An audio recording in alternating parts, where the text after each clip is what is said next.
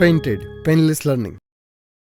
હવે આજે આપણે 11.2 આ સ્વાધ્યાયની અંદર ગોલકના દાખલા શીખવાના છીએ. ગોલકનું ક્ષેત્રફળ. ગોલક કોને કહેવાય? દડો છે, દડો એ ગોલક છે. આપણા ઘરે લીંબુ હોય એ ગોલક છે, બરાબર. તો આ જે છે એ ગોલક છે. તો આનું ક્ષેત્રફળનું સૂત્ર તમને ખબર હોવી જોઈએ. જો તો એ આની પહેલાના વર્ષની અંદર 3 વસ્તુ આવતી. પહેલાં અર્ધગોલક આવતું. તો હું તમને 3 સૂત્ર કહી દઉં, કારણ કે 10મા ધોરણમાં કામ આવશે.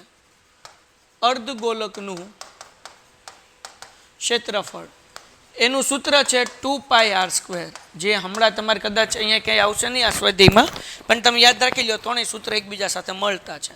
અર્ધગોલકનું ક્ષેત્રફળ એટલે શું? તમે લબ્બરનો દડો જોયો હોય, તમે કાપો એટલે એક બાજુ હાવ ખાલી નીકળે, અડધો ભાગ જે હોય કેવો હોય? ખાલી નીકળે, બરાબર. એની અંદર પાણી ભરી શકાય. બીજું એક્ઝામ્પલ આપું તો આપણા ઘરે રહેલું બાઉલ, વાટકો, એ અર્ધગોલાકાર હોય. સમજાણું કે ન સમજાણું? તો અર્ધગોલાકાર જે છે એ કેવું હશે?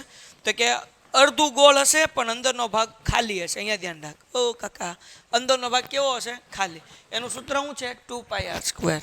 હવે બંધ અર્ધગોલકનું. બંધ અર્ધગોલક કોને કહેવાય? એક્ઝામ્પલ આપું, લીંબુ કાપો, લીંબુ આમ બે ભાગ કર્યા તો આમ અડધું કરશો તો અંદર ભરેલું હશે બધું. લીંબુમાં ભરેલું હોય કે ન ભરેલું હોય? પછી આપણે નીચવીએ એટલે પાણી નીકળે, હા કે ના? તો એ ભરેલું હોય તો એ બંધ અર્ધગોલક કહેવાય. કેવું અર્ધગોલક કહેવાય? બંધ. એનું સૂત્ર છે 3πr². શું સૂત્ર છે? 3πr². કોઈને કઈ ડાઉટ છે? ઓકે. હવે ખાલી અર્ધગોલક હોય તો 2, બંધ અર્ધગોલક હોય તો 3. તો એવી રીતના ગોલકનું ક્ષેત્રફળનું સૂત્ર છે, ગોલકનું ક્ષેત્રફળ બરાબર 4πr². શું સૂત્ર છે? 4πr². ડન થઈ ગયું. તો આપણે મોસ્ટ ઓફ બધી જગ્યાએ આ જ સૂત્રનો ઉપયોગ કરવાનો છે. પણ આ બે એટલા માટે કીધું કે આ વર્ષે જે છે એ દાખલા નથી, તમારે સિલેબસ ઓછો થઈ ગયો, કટ થઈ ગયો, એના કારણે સ્વાધ્યાય નીકળી ગયો. બાકી એક આખો સ્વાધ્યાય હતો.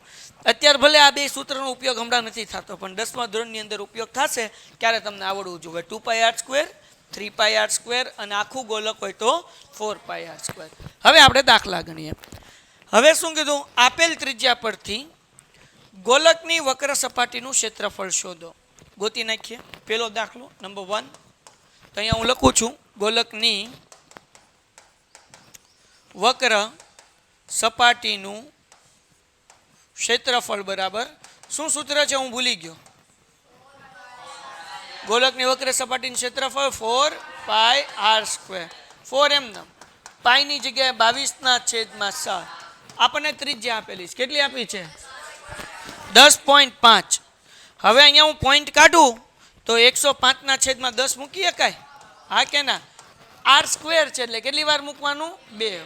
એટલે પાછું 105/10. ડન છે. હાલો આગળ વ્યા જઈએ. હવે અહીંયા આપણે 105/7 કરીએ. 15 + 105 થાય કે ન થાય? હવે એવો કોઈ ઘડિયો ખરો કે જેમાં 15 ને 10 બે આવે? હા, કયો ઘડિયો? 5નો. 5ના ઘડિયામાં 15 ક્યારે આવે? 5 તેરી 15 અને 5 દુ, હા કે ના? તો આને ને આને ઉડાડું તો કેટલા થશે? 2 દુ 4. હજી છેદ ઉડે, પણ હું અહીંયા લખી નાખું. જે વધ્યું 2 વધ્યું, ગુણ્યા શું વધ્યું? 22 વધ્યું, ગુણ્યા 3 વધ્યું, ગુણ્યા 105 અને છેદમાં વધ્યા 10. હાલો હવે અહીંયા જે છે 10 એ પણ 5ના ઘડિયામાં આવે, આવે કે ન આવે? તો અહીંયા કરી નાખીએ. 5 દુ 10. 105/5 કરો તો કેટલા આવશે ભાઈ? 5 દુ 10 અને 5 એકા 5. આ બે શું થઈ ગયા? ઉડી ગયા. તો હવે અહીંયા 22 તેરી શું થાય? 66. 66 ગુણ્યા કેટલા કરવાના? 21. આ બેનો ગુણાકાર કરીએ એટલે દાખલાનો જવાબ આવી જાય. તો અહીંયા હું કરું છું 66 ગુણ્યા 21. 0 2 × 12 વધી પડી 1, 2 × 12 ને 1 13.